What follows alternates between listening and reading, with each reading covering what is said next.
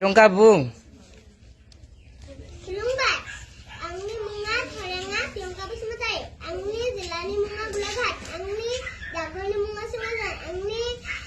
Thanani munga Sumajan, angni Rajani munga Asan, angni Bimani Raba Bolo. खुलुमबाय आंनि मुङा नबज्योति बसुमतारी आंनि गाबानि मुङा यखाबि आंनि डिस्ट्रिक्टनि मुङा सराइदेव आंनि आफानि मुङा लेट शरद बसुमतारी आंनि आइनि मुङा सन्तरामेट बसुमतारी गोजोन्थों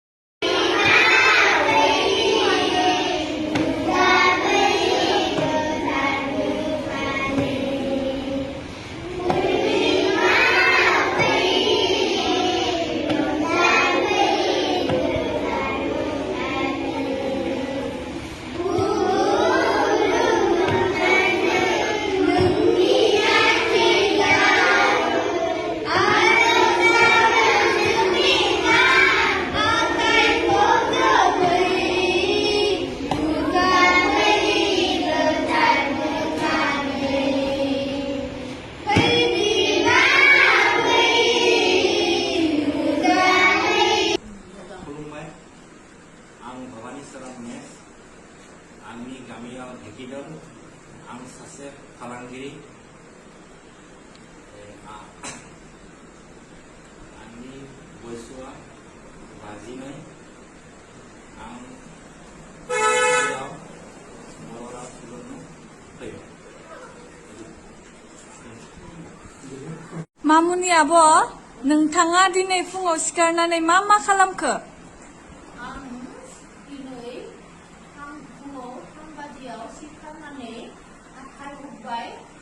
मुखाम सुबाय दै गुदुं दुंबाय आरो फुंनि खामानिखौ मावबाय बेनिफ्राय आं लामायाव बेरायनो थांबाय बेरायनिफ्राय न'आव थांबाय न'आव दुगैबाय आरो ओंखाम संबाय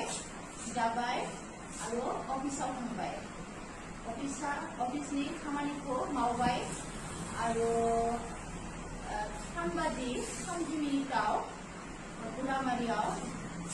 माबा बर' राव सोलोंनो फैबाय आंनि आफानि मुङा फुजित दोरनाय आंनि गामिनि मुङा आंनि जिल्लानि मुङा सराइदेव आंनि फरायसालिनि मुङा आं 2 थाखोआव फरायो मन्त्रिमा तिलोत्तमा बसुमतारी आंनि आफानि मुङा मुस्रि अबतार ठाकुरारी आंनि आइनि मुङा मसिमा रुपेश्वरी ठाकुरारी आंनि गामिनि मुङा यखाबि आंनि डिस्ट्रिक्टनि मुङा सराइदेव जिल्लानि मुङा सराइदेव आंनि डाकघरनि मुङा बेंगेनाबारि आंनि थानानि मुङा सनारि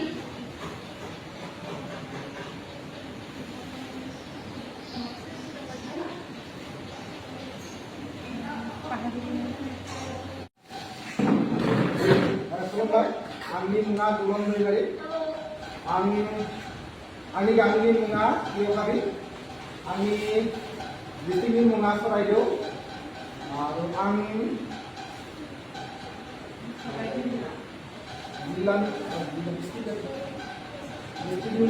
जिल्लानि मुङा सराइदेव आंनि आफानि मुङा तरुन दैमारि आंनि आइनि मुङा पुंजा दैमारि आं गामिनि मुङा यखाबि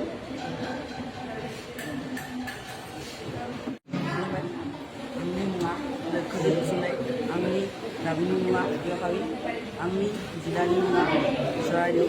आंनि आइनि मुङा बिमा बसुमतारी आंनि आफानि मुङा दखना बसुमतारी खुलुमबाय आंनि मुङा बदोमस्रि बसुमतारी आंनि गामिनि मुङा इयखाबि आंनि जिल्लानि मुङा सराइदेउ आं आफानि मुङा कृष्ण बसुमतारी आं आइनि मुङा जिता बसुमतारी आं 11 थाखोआव फरायो खुलुमबाय आंनि मुङा मुस्रि निरन्जन मासारि आंनि आइनि मुङा मुस्रिमा अन्जुमनि मासारि आंनि आफानि मुङा मुस्रि नागेश्वर मासारि आंनि गामानि मुङा इयखाबि आंनि जिल्लानि मुङा सराइदेउ आं बि ए थार्ड सेमिस्टाराव फराय गोजोन बयबो खोनायाखै नोंसोरनि बिमा रावा मा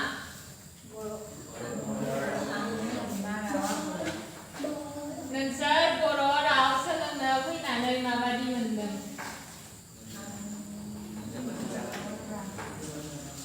তেতিয়া কৈছো যে এতিয়া মাতটো সৰু হৈ আছে ডাঙৰকে দি मोजां मोनदों ना गाज्रि मोनदों मोजां मोनदों माथो खोनायाखै बयबो मोजां मोनदों मोजां मोनदों কোনোবা কোনোবা বেয়া পাইছে खुलुमबाय आं कमल बसुमतारी गामिनि मुङा ढेकिगाव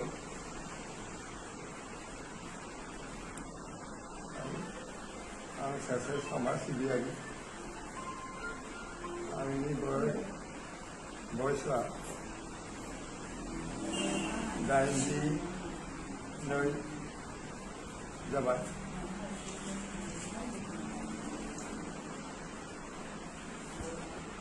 बर' राव सोलोंनो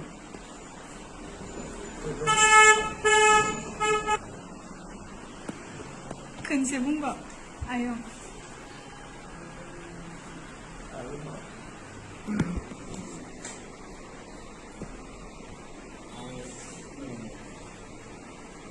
खुलुमबाय आं बंगियाव सोलिगिरि आं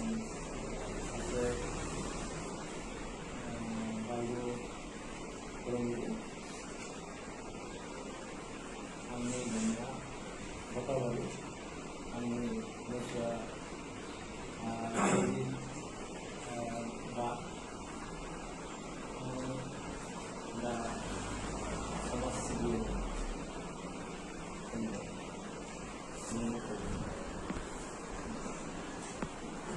खुलुमबाय आंनि मुङा रेफुरि सरगियारि आंनि गामिया धर्मादिया दाबारि आंनि बैसोआ 24 आं सासे फरायसा आरो आं MA फरायबाय थादों आं बेयाव सानफ्रोमबो बर' सोलोंनो फैयो गोजोन्थों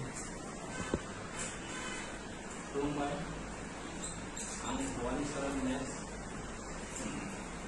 आंनि गामियाव ढेकिगाव आं सासे फालांगिरि आंनि बैसोआ 22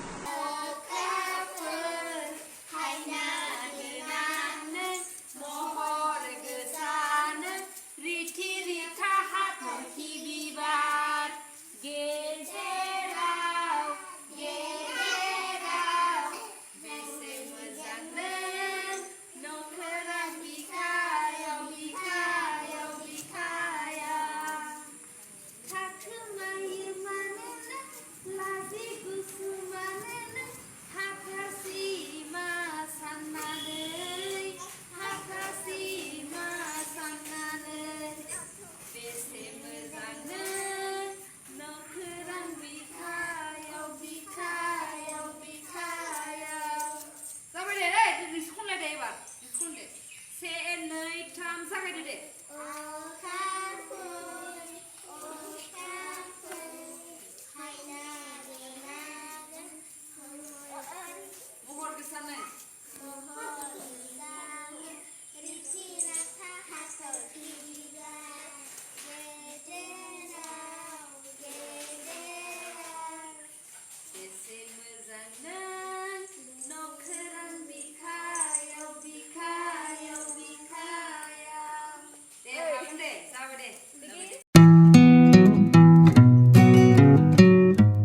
मोनसे फोसावथाय नोंथांमोननि थाखाय मोनसे गोजोनथाव खौरां लानानै फैदों।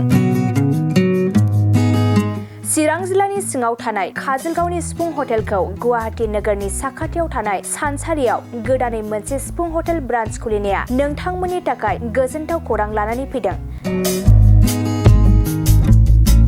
नोंथाङाबो जुदि गुवाहाटीयाव थायोब्ला एबा गुवाहाटी नोगोराव दावबायहैनाय समाव बर'नि दोरोङारि ओंख्रिखौ जानो लुबैयोब्ला गुवाहाटी नोगोरनि साखाथियाव थानाय सानसारियाव गोदानै बेखेवनाय सिफुं हटेलाव थांनानै जाहैनो हागोन।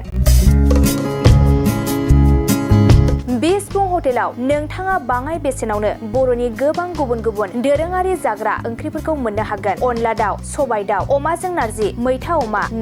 ना बाथोन, थारुन ना, थारुन अमा आरो गोबां बायदि बायदि बर'नि ओंख्रिखौ बे बर'नि सिफुं हटेलाव मोननाय जायो। सोरबाफोर जुदि बे सिफुं हटेलाव बर'नि संनाय खावनायखौ जानो थाखाय सिगांग्रो अर्डार हरनोब्ला नैबे 9864747796 9954772037 जामबुं नम्बराव कल खालामनानै बुकिं खालामहरनो हागोन।